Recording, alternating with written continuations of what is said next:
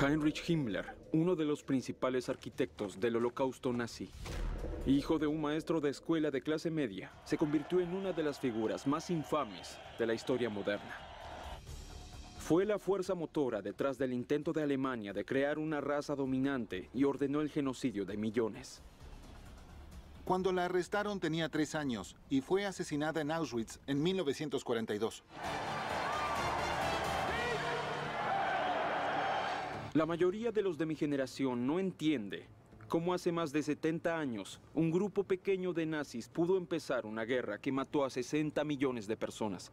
Quiero averiguarlo y para hacerlo usaré estos naipes. Hoy los usan tanto los militares como los policías para identificar sus objetivos. Pero nunca nadie reunió un mazo de naipes para el grupo de asesinos más famoso de la historia.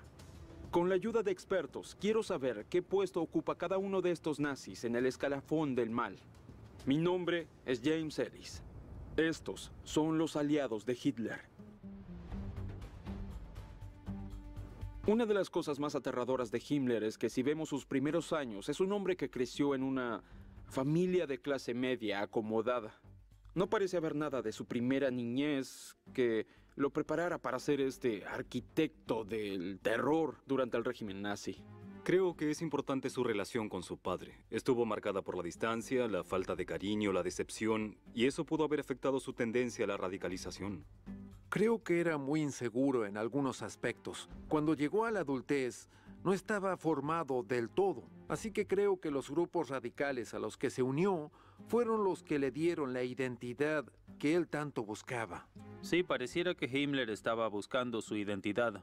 Y alguien que está buscando su camino corre el peligro de caer en estos tipos de movimientos radicales. Y eso fue lo que pasó. Yo creo que hay un gran salto entre estar en un entorno de política radicalizada y terminar siendo uno de los jugadores clave en el sistema nazi de terror, represión y genocidio. Pero, ¿cómo fue que dio ese salto? La respuesta está en la sede original del poder nazi en Alemania, Múnich. Y hasta ahí me dirigí. Lo que trato de entender es cómo Heinrich Himmler terminó siendo tan radicalizado. Bien, todo pasó en Múnich. Me encontré con el fotoperiodista independiente Michael Tramer, que cubre las actividades de la extrema derecha en Alemania y conoce bien su historia. Fue aquí en Múnich que el joven Heinrich Himmler comenzó su descenso a la oscuridad. Himmler tenía solo 19 años y era hijo de un maestro de escuela. No tuvo edad suficiente para pelear en la Primera Guerra, pero estaba en medio de la acción en el período posterior a la derrota alemana. ¡Wow! ¡Qué lindo edificio! Michael me lleva a un lugar fundamental para el desarrollo político del joven Himmler. Una cervecería. Las cervecerías eran lugares muy populares, ruidosos, casi todos hombres, bebiendo cerveza, pasándola bien y también escuchando discursos políticos y radicalizándose lentamente. Así que este era un lugar en el que la gente se juntaba para escuchar sobre política, para discutir política, pero también venían para contactarse con grandes líderes de extrema derecha como Hitler. Sin dudas. En 1921, Hitler lideraba el incipiente partido nazi. En las cervecerías de Múnich despotricaba contra los judíos y los comunistas y encontró un público entre los estudiantes y los desempleados. Entre ellos estaba Heinrich Himmler. En la época de crisis después de la Primera Guerra, se hizo muy común culpar a los judíos por todas las penurias que sufría Alemania.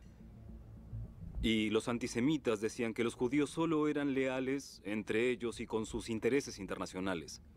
Se difundió la idea de que los judíos en las altas finanzas habían traicionado a Alemania en beneficio propio. Es muy frecuente que individuos que se sienten excluidos de la sociedad, que buscan su identidad, buscan un sentido y tienen dificultades con eso, encuentran un chivo expiatorio al que culpar por sus problemas y eso es más fácil que buscar en uno mismo. ¿Y cómo hizo Heinrich Himmler para involucrarse en el movimiento nazi?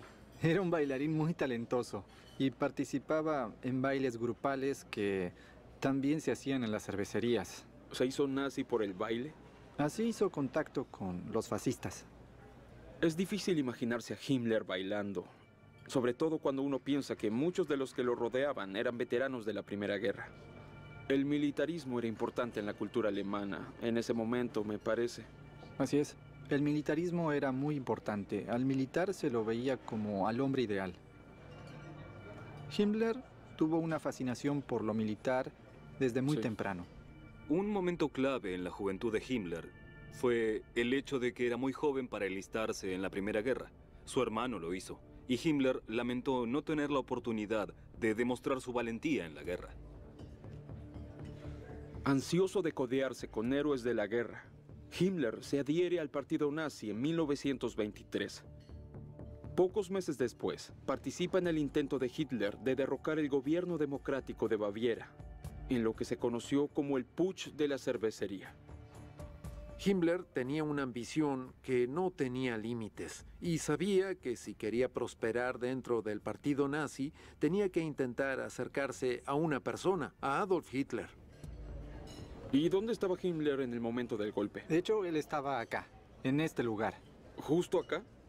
Bueno, tal vez no en este punto exacto. ¿Él estaba justo pero acá, en esta lugar. cervecería? Sí. ¡Wow! En esta cervecería, hace unos 100 años, Himmler se unió a la primera línea de un movimiento político nuevo y peligroso. O sea que en el putsch de la cervecería de 1923, esto debió estar lleno de gente, muchas personas armadas, esperando las órdenes para ir a tomar su objetivo en la ciudad. Y para Himmler fue un gran momento, porque era su primera participación importante en el partido nazi. Sí, era el momento de Himmler para demostrar que era un soldado que peleaba por la causa. Por fin, él iba a mostrar su hombría. Es el momento de Himmler. Marcha por las calles, listo para tomar Múnich y seguir adelante hacia Berlín. Pero los nazis son repelidos y el golpe termina en derrota a los pies del legendario monumento militar de la ciudad, la Feldherrnhalle. Allí, durante un enfrentamiento con la policía de Múnich, 14 manifestantes nazis murieron y decenas fueron arrestados, entre ellos el mismo Hitler. Este fue un momento trascendente en el surgimiento del partido nazi. Y todavía sigue influyendo a los fanáticos de ultraderecha en la actualidad. Michael me trajo a esta plaza cercana, donde un grupo de manifestantes contra la inmigración vocifera sus ideas extremas. Tenemos personas en Alemania que no tienen permitido estar acá. Tienen que volver a sus países. Y si ellos no hacen eso, tendremos que hacerlo de otra manera. ¿Qué significa de otra manera? Guerra civil. ¿Guerra civil? O sea que ustedes iniciarían una guerra civil para obligarlos a emigrar. Sí. El Islam no es compatible con la sociedad alemana.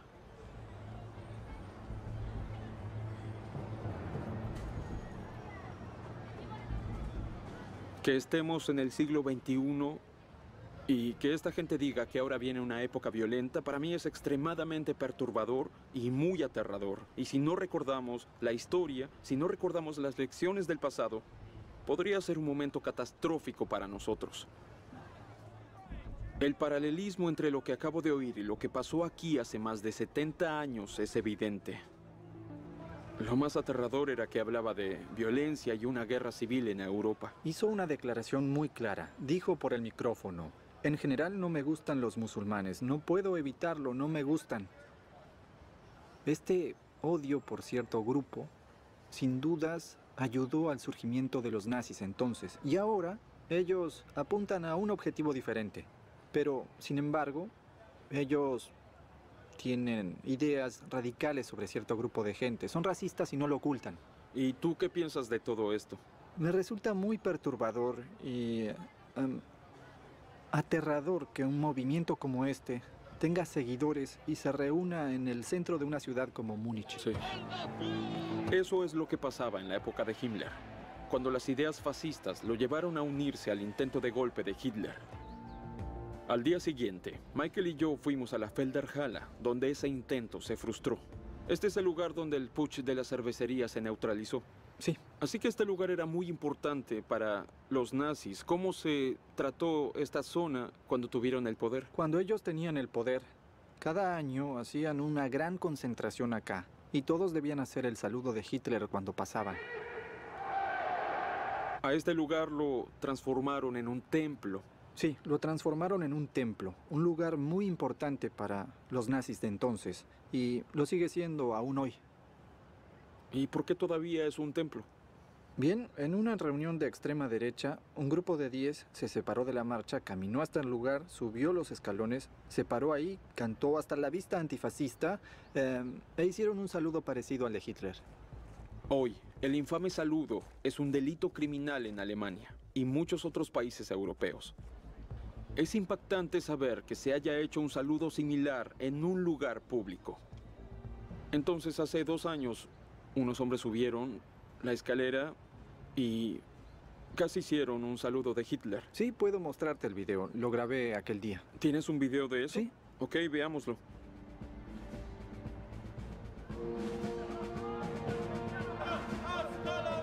No lo puedo creer. Es increíble.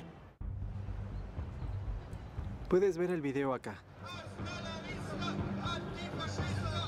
El grupo estaba parado ahí arriba, frente a la estatua, y acá se ve al hombre haciendo el Por saludo. favor, de sí, Hitler. lo veo, sí. En mi búsqueda de entender cómo encaja Himmler en el círculo íntimo de Hitler, me desvié un poco por el hecho de que los neonazis se siguen reuniendo en Múnich 70 años después del fin de la guerra. Sí, increíble. Es un incómodo recordatorio de que los jóvenes pueden ser seducidos por la ideología de ultraderecha, como le pasó a Himmler en 1923. Esa debe haber sido una experiencia escalofriante. Sí, fue un momento muy devastador. Se criticó a la policía de Múnich por no detener a la gente que subió ahí, porque por lo general es ilegal manifestarse en esa escalera. Me imagino que si uno viaja a Múnich y no conoce la historia, nunca haría esa conexión porque este es un edificio que parece del siglo XIX. No da la sensación de ser algo que se haya usado como un templo nazi o de ultraderecha. Tienes razón. La mayoría de la gente probablemente no sepa mucho sobre su significado histórico. Después del golpe frustrado de los nazis en la Felderhalle, Adolf Hitler fue enviado a prisión. Pero Himmler salió ileso y con hambre de más. A la hora de acusar gente por su participación en este intento de golpe, vieron que no había pruebas suficientes en su contra para acusarlo. Esto fue una oportunidad para Himmler porque mientras parte de la élite nazi estaba en prisión, Himmler aprovechó para ocupar un puesto organizativo con la función de difundir y diseminar información. En 1927, Himmler se convierte en líder del partido en Baja Baviera. Poco después, es nombrado director de la unidad de élite de guardaespaldas nazis conocida como la SS. De inmediato expande la fuerza para ganar más poder dentro del partido. Da discursos sobre conspiraciones judías y ayuda a popularizar la idea de la supremacía aria. Una raza hegemónica dominada por alemanes rubios y de ojos celestes. En este contexto de esta teoría racial, la gente empieza a pensar en los judíos no tanto como un grupo religioso, sino como un pueblo que en esencia era ajeno y extranjero. Para el siguiente tramo de mi viaje, voy a la ciudad de Steinhorring, al este de Múnich, para ver a una mujer que entiende mejor que nadie cómo las creencias de Himmler sobre pureza racial fueron llevadas al extremo. Wow, esta debe ser la entrada original a este lugar. Miren esto, el emblema de la SS. Da mucho miedo. Este es el lugar de un programa secreto y aterrador creado por el mismo Himmler, conocido como Lebensborn. Soy James. Sí. Mucho gusto. Gisela Heinderreich fue un producto de ese programa. Lo que le pasó fue tan traumatizante que ahora es terapeuta de familia. Así es. Esta fue la primera casa Lebensborn. La institución fue fundada por Himmler en el 35 y después él construyó la primera casa, la más grande. Es un legado con el que se vio forzada a vivir toda su vida. El programa Lebensborn era en esencia el nazismo y la teoría racial puestos en práctica. Se trataba de un programa de cría para que miembros de la SS embarazaran a mujeres esculturales rubias que se vieran como la mujer saludable que tanto les gustaba a los nazis. La idea era criar a la mayor cantidad posible de especímenes arios perfectos. ¿Por qué? Porque se creía que ese tipo de ser humano era mejor que un ser humano de otro grupo racial. Era así de simple, era puro racismo. Heinrich Himmler tenía un interés especial en el programa. Se aseguró de que las madres se seleccionaran por su aptitud racial. Se cree que se consideraba el padrino de cualquier niño nacido el día de su cumpleaños. Y les ordenó a todos los oficiales de la SS procrear por la nación con un mínimo de 4 hijos cada uno. ¿Y si no tenían 4 hijos? Podían tener hijos ilegítimos fuera del matrimonio. Claro. Porque decía, no podemos desperdiciar esta valiosa sangre alemana. Los nazis seleccionaban gente para que viniera acá según sus características raciales. Exacto. Sin dudas, este era el otro lado del Holocausto. Y hay una oscura razón por la que Gisela conoce tan bien estos acontecimientos. Mi madre era una mujer alta y rubia y mi padre era un alto y rubio oficial de la SS. ¿Y cómo fue para ti enterarte de que tu padre era un oficial de la SS? Fue horrible. No quise ser producida por un hombre que mató a otros. Me quise suicidar. ¿En serio? En serio. Gisela nació después de que su madre tuvo un amorío con un oficial de la SS casado. Himmler alentaba a que todos sus oficiales hicieran eso, que produjeran la mayor cantidad posible de niños arios. Estableció casas Lebensborn para albergar a bebés de la SS a lo largo de toda la Europa nazi.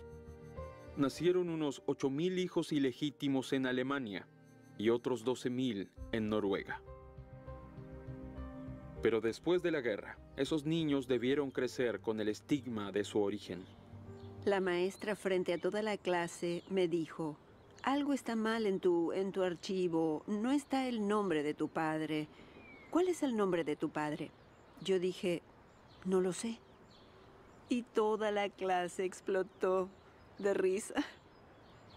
Esa fue la primera vez que supe que algo estaba mal conmigo.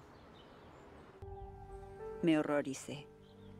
En mi misión por determinar el lugar de Himmler en el escalafón del mal de Hitler, me encontré con Gisela para saber más sobre su programa racista de cría llamado Lebensborn. ¿Qué se siente al ver este lugar? Vergüenza y miedo y...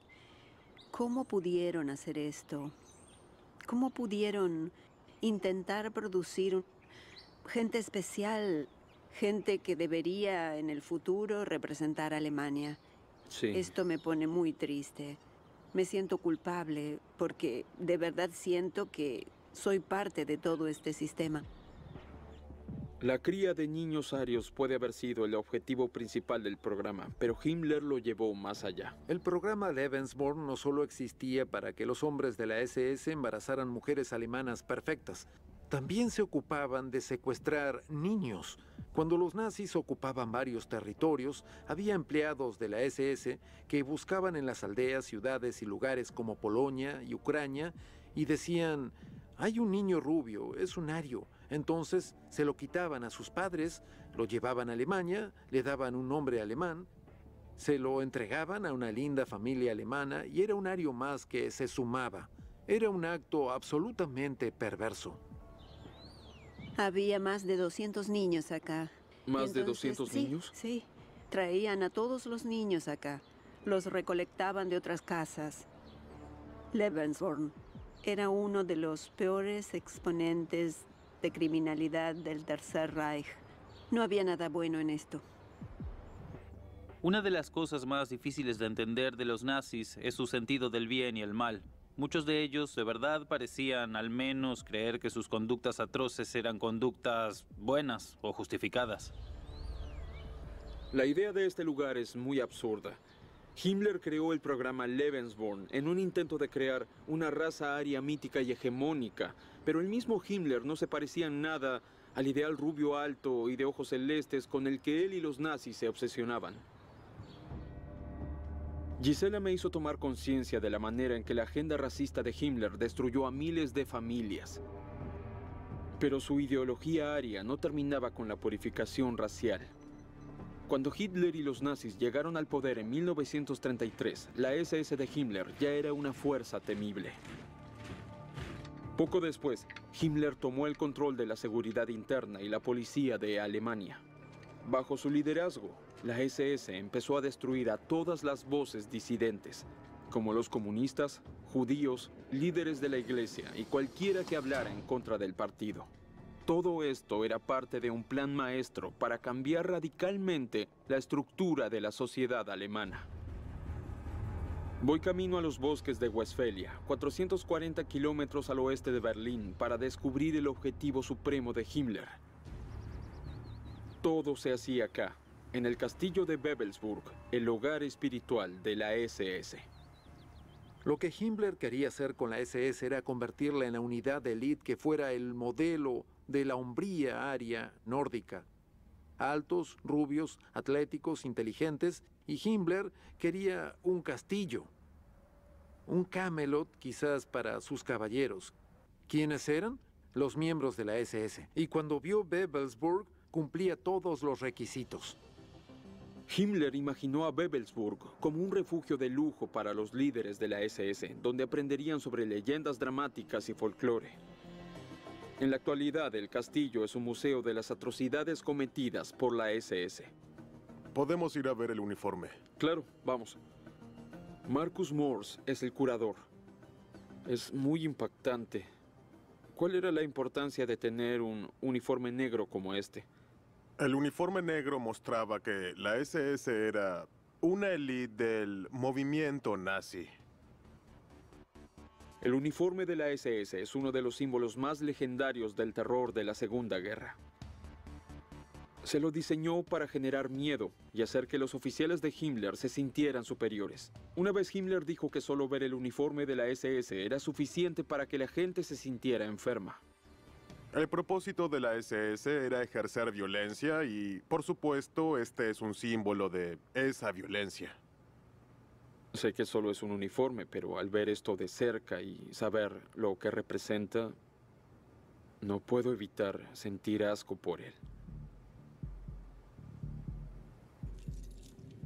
En lugar de destruir esta historia, Marcus está decidido a mantenerla viva para que otros no la olviden. Oh, wow.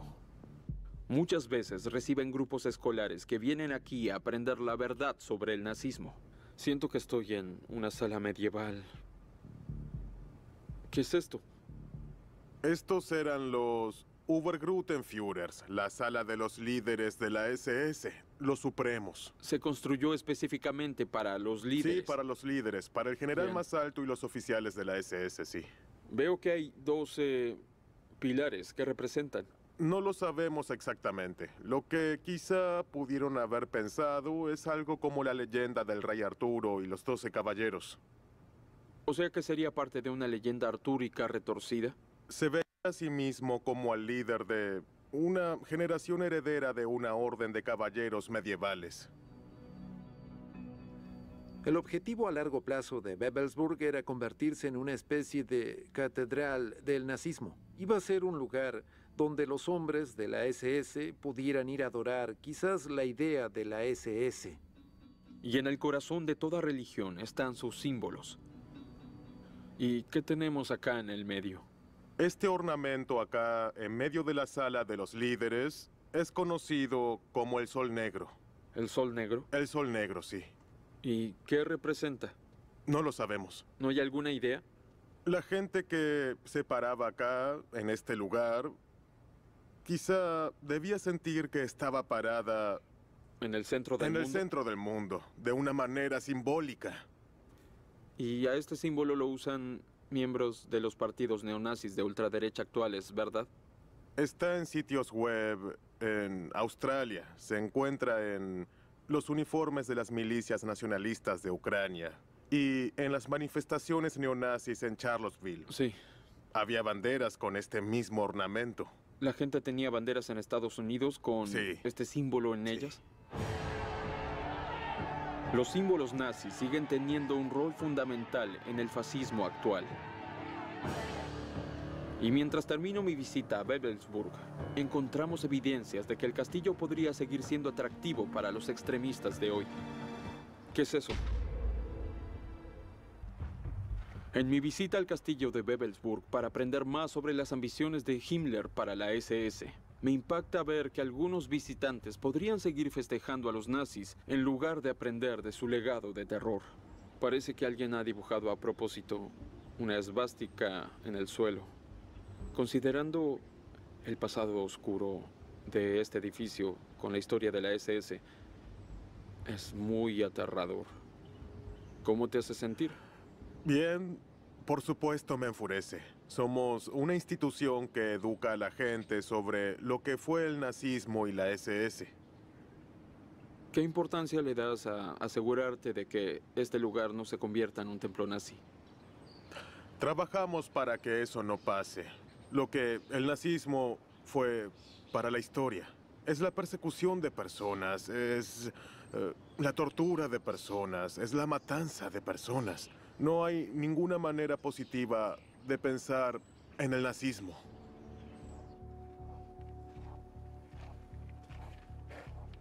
El uso de Himmler de Wewelsburg como catedral del nazismo puede ser perturbador.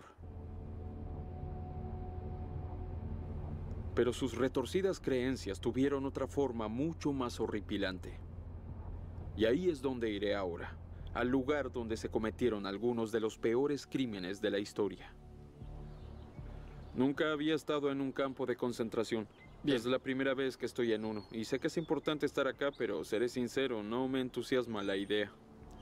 Sí, mucha gente dice lo mismo. Incluso ahora, tantos años después, es un lugar muy aterrador. Sí, mucha gente tiene esa sensación. Alexander Perman es archivista en el sitio conmemorativo de Dachau, 30 kilómetros al norte de Múnich. Por supuesto que yo siento lo mismo. Esta expresión es muy famosa. ¿Puedes decirme qué significa y por qué está acá? Como dices, es muy icónica. Arbeit macht frei. El trabajo los liberará. Dachau fue el primer campo de concentración nazi. Lo estableció Heinrich Himmler. Los nazis, en los primeros días, publicitaron la apertura de los campos de concentración.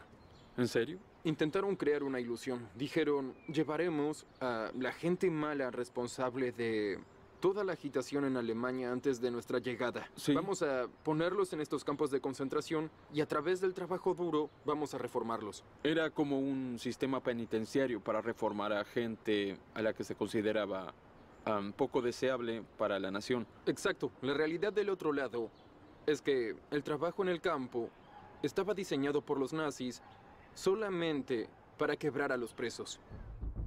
Himmler fue la figura clave para establecer su diseño y su funcionamiento. Himmler creó una nueva unidad de la SS, las unidades de la calavera que estaban para administrar los campos de concentración. Esto era sin dudas una parte clave de la manera en que Himmler construyó poder. Estaba al mando, puso a sus hombres a cargo de cada uno de los campos y ellos le informaban. Es espeluznante. Sin dudas. A esta se la llamaba Appellplatz, la plaza central del reencuentro. Estaba diseñada para que los presos se sintieran muy pequeños, insignificantes y para intimidarlos. Y esta zona podía albergar hasta 40.000 presos al mismo tiempo. 40.000 personas frente a nosotros. Exacto. Acá. Exacto. Debió haber sido espeluznante estar aquí. Aquí es donde los sádicos guardianes de la SS juntaban a los prisioneros para el recuento antes de empezar la jornada de 12 horas de trabajos forzados. Después de que Alemania invadió Polonia en 1939, el flujo de prisioneros a Dachau se incrementó y el campo se expandió. ¿Qué es este lugar? Esta es una reconstrucción del aspecto que tenían los cuarteles. ¿Cuánta gente vivía en estos cuarteles? En los años posteriores, en el periodo de 1944 al 45, cada cuarto tenía 500 presos. Había muchas enfermedades. Lo único para lo que les servían los presos era para trabajar para la industria de la guerra, así que a la gente la metían dentro del suelo. Este lugar estaba superpoblado, la gente moría de hambre y la SS los hacía trabajar hasta morir. Moría tanta gente que la SS decidió construir un crematorio. Así los cuerpos podían desecharse en el mismo lugar. Es algo inhumano. Bajo la dirección de Himmler, Dachau fue el prototipo. Himmler sin dudas considera que la gente de sus campos de concentración es menos que humana, los Untermenschen, los subhumanos. Y cuando uno empieza a pensar en esta gente como si fueran animales, uno empieza a usarlos como herramientas. Himmler supervisaba todo el sistema de campos, pero tenía un interés especial en Dachau. Es donde ordenó a los prisioneros construir un gran jardín de hierbas llamado la plantación. ¿Por qué Himmler hizo construir una plantación junto al campo de concentración? Le interesaban las hierbas medicinales. En un proyecto que hicieron como parte de los experimentos humanos que se hicieron acá, más de 1000 presos fueron infectados con malaria. Y después usaron varias hierbas y especias para tratar la malaria. O sea que infectaban deliberadamente a los presos con malaria. Sí. No tenían ningún tipo de escrúpulo moral. El hecho de que la gente muriera mientras intentaban encontrar remedios alternativos para la salud de los alemanes era un precio que estaba dispuesto a pagar. Un precio terrible. Sin dudas. Una de las cosas notables de los nazis era su capacidad de compartimentar, de ser capaces de cometer estos actos atroces contra cierto grupo de gente y poder ir a casa por la noche y poder vivir con eso. Todas las peores atrocidades de los nazis pueden ser atribuidas a la iniciativa de Himmler. Él fue el responsable de la expansión del sistema de campos de concentración, y él fue el que creó los primeros campos que fueron diseñados específicamente como centros de exterminio.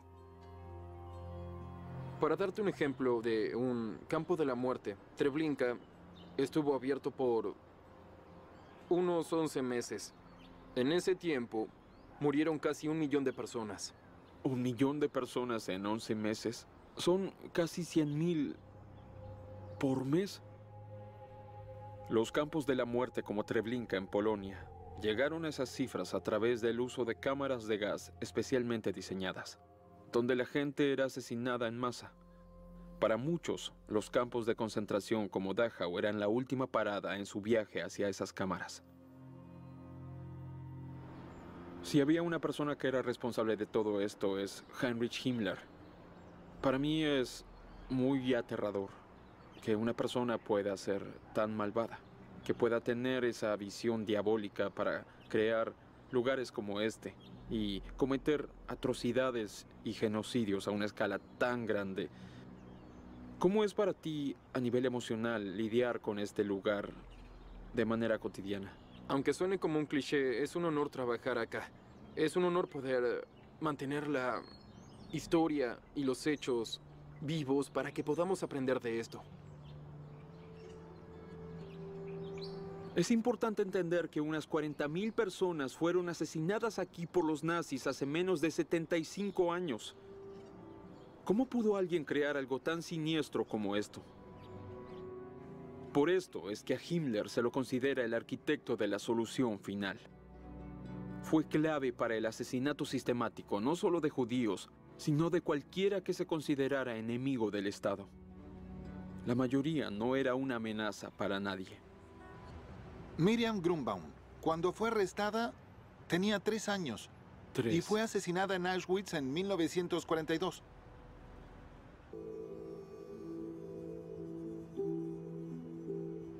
Bien, James, lo que voy a mostrarte son 13 Stolperstein. Son obstáculos. En mi misión por determinar qué lugar ocupa Heinrich Himmler en el escalafón del mal de Hitler, he vuelto a Múnich. Me encontré con el periodista Terry Schwarzberg para saber más sobre el monumento más grande del mundo. En los lugares donde los nazis mataron gente, judíos, gitanos, homosexuales, hay Stolperstein. Pero verás que no tropezarás con ellos, a pesar de su nombre. Te encontrarás con ellos, y eso es lo que estamos por hacer. El proyecto Stolperstein comenzó en 1992. Cada placa de bronce recuerda a una víctima que sufrió con los nazis. Desde los millones asesinados en los campos diseñados por Himmler hasta los miles que sobrevivieron y también los que pudieron escapar de la persecución. O sea que recuerda no solo a la gente que fue asesinada, sino a los que sobrevivieron la persecución y la sufrieron. Sí.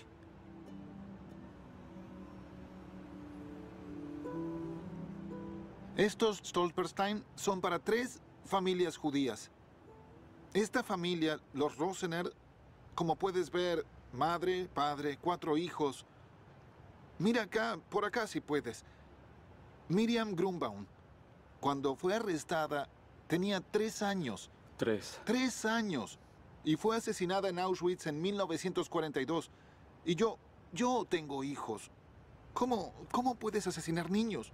¿Cómo puedes asesinar a un niño de 3 años? Yo no puedo pensar en algo así. Los niños son completamente inocentes. Un niño. Inspiradas por el dicho talmúdico de que una persona solo se olvida cuando su nombre se olvida, las piedras evocan el recuerdo de aquellos a los que los nazis intentaron borrar. Una vez que una piedra está lista, se ubica en el suelo frente a la casa de la víctima. Cada una comienza con "aquí vivió". Stolperstein no es solo un proyecto de conmemoración, sino una familia. Una familia compuesta por las víctimas, por sus descendientes, sus familias, por la gente que dona las piedras, la gente que investiga las piedras y la gente que viene y aprende sobre el Holocausto al tropezar cuando pasa y ve estas piedras, cuando pasa y ve estos Stolperstein. Terry y otros voluntarios pulen las piedras frecuentemente para que no se pierdan de vista. Acá está tu agua. Acá está tu esmalte, tu esponja. Las esponjas tienen que estar húmedas. ¿Solo lo froto? Solo frótalo. Trata de no ensuciarte en el proceso. Oh, está quedando muy bien. Bien. Y ahora el milagro. Mira qué hermosas se ponen. Increíble. Muy brillantes. De verdad son muy hermosas. Sí. Hechas a mano. Esa es la idea. ¿En serio? Este es un proyecto de arte y no un producto de producción masiva, así que hay que hacerlas a mano, estamparlas a mano, ponerlas en el suelo. El proyecto llevó a la creación de más de 70.000 Stolperstein en 24 países. Pero eso es una gota en el océano. El objetivo es recordar a cada persona perseguida por los nazis, incluyendo a los sobrevivientes. Tenemos que poner unos 18 millones de Stolperstein en el suelo. ¿18 millones? Sí, y solo pusimos 70.000. Es un trabajo que nos llevará un tiempo, así que nos llevará generaciones. Es increíble. Debe ser muy gratificante para ti poder hacer esto para mantener vivo el recuerdo de esta gente. Sí, pero creo que cada persona debería ser recordada y debe conmovernos hasta la médula, porque nos damos cuenta de que tú, yo y todos los demás, esta gente era gente normal que vivía su vida y un día alguien dijo, vamos a matarte, vamos a perseguirte, y perdieron todo. Creo que para mis hijos y para las futuras generaciones, los Stolperstein son la mejor garantía de que nunca vivamos algo como los nazis otra vez, porque nos recuerdan lo fácil que puede pasar y que ha pasado, y por eso nunca fueron más importantes que en la actualidad. Con la evidencia que vi de los nazis actuales en las calles alemanas, estas piedras son símbolos brillantes en un mundo que se oscurece. También son la conclusión de mi intento por entender el papel de Heinrich Himmler en el Holocausto. Ahora es momento de determinar qué lugar ocupa este diabólico nazi en el escalafón del mal de Hitler. Para mí lo que hace a Himmler especialmente aterrador es que sabía que lo que hacía estaba mal. Mi visita a Alemania me ayudó a entender mejor el papel que tuvo Heinrich Himmler en el régimen nazi. Ahora es momento de decidir qué lugar ocupa en el escalafón del mal. Con nuestros sistemas de los naipes, quiero determinar el puesto de Himmler entre los aliados de Hitler. Cuando vemos los primeros años de Himmler, algo que me impactó fue lo estable que era su familia. Pero de repente, cuando era joven, fue en busca de un movimiento político radical. Creo que tenía necesidad de pelear. Fue demasiado joven para la Primera Guerra y siempre tuvo una gran frustración por aquello. Y el deseo de encajar y su incapacidad de poder hacerlo sobre todo en el contexto de la sociedad de esa época. Era ideal para radicalizarse. Vi de cerca cómo la radicalización de los años 20 se refleja en lo que ocurre en la actualidad. Para Himmler, su necesidad de ser superior fue crucial. No solo quería que Alemania fuera para los alemanes, quería crear una raza aria. Es un ejemplo muy personal de la manera en que la pureza y las ideas de degeneración y contaminación se extendieron tanto en la sociedad nazi y el Estado nazi, desde la pureza racial hasta el nivel de lo que un nazi individual debería ser como hombre y qué tipo de pureza sexual debería practicar. Pero Himmler no era un oficial normal de la SS. Pudo no haber jalado ningún gatillo, pero fue responsable de asesinatos a escala industrial. El lugar al que fui y que creo tuvo mayor impacto en mí fue Dachau, porque me impactó la brutalidad del sistema que él creó y supervisó. No podemos subestimar el papel del antisemitismo, el papel de la teoría racial y el papel de la creencia en la supremacía racial en la política de Himmler y en su visión. Tienes toda la razón. Himmler era el principal responsable de esto. Creo que la respuesta corta es que sin él no habría llegado al extremo al que llegó. Sí, los campos de concentración como concepto se habían inventado antes de la época nazi, pero fue este hombre el que se dedicó a perfeccionarlos a niveles inhumanos. Anthony, ¿tú qué piensas? Himmler es la figura que puso las cosas en marcha, que creó los campos y que impulsó la solución final. Al final de la Segunda Guerra, Himmler era el que supervisaba el terror nazi y el aparato de genocidio. Tenía un inmenso poder personal. ¿Qué tan cómodo estaba con ese poder? Creo que era como un cisne. En la superficie, sí, se lo veía muy cómodo, pero abajo estaba luchando contra eso porque sabía que lo que hacía estaba mal a un nivel muy profundo. Sí, y sin embargo, al mismo tiempo parecía tener una capacidad única de compartimentar, de reconocer el bien del mal, así que es increíble que haya podido seguir haciendo lo que hacía y seguir adhiriendo a esa ideología. Yo creo que eso lo hacía malvado. Sabía que lo que hacía estaba mal y eso lo hace más espeluznante. El establecimiento del sistema de campos, donde tanta gente murió, lo convierte en un miembro clave del círculo íntimo de Hitler. Pero a pesar del enorme daño que generó su tiempo como líder de la SS, terminó abruptamente en mayo de 1945. Mientras los aliados marchaban por Alemania, Himmler intentó ocultarse, pero lo atraparon en un puesto de control. Ya detenido, tragó una pastilla de cianuro oculta y murió. Lo que quiero hacer ahora es llegar a alguna conclusión sobre el lugar de Himmler en el escalafón del mal de los nazis. Anthony, ¿qué piensas? Lo que hace a los nazis únicos es el genocidio, el terror y las guerras de exterminio. Himmler es el responsable de las tres. Es el número 2. Guy. Coincido por completo contigo. Es el número 2. Nada de esto hubiera pasado sin él. Matt. No creo que la psicología se aplique en este caso, pero la historia sí. Número 2.